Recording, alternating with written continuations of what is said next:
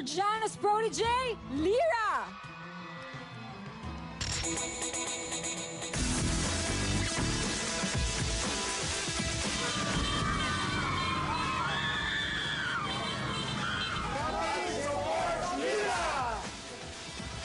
Nung bumalik po ako sa Capiz, sobrang nagbago po yung pakikitungo po ng mga tao.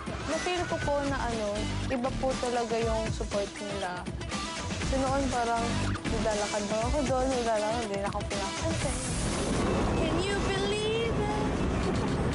Parang, totoo ba to? Or parang ginip lang just? Nung nag-homecoming po ako, pumunta ako sa school ko po nung elementary ako. Nung high school po ako, kumunta po ako doon, tapos humingi po ng support nila. Pero yung most important po, na yung pinunta ko po doon, yung pumunta po ako sa puntod po ng kapatid ko. Nagpasalamat po ako sa kanya na malaki din po yung naitulong niya po para makapasok po ako dito.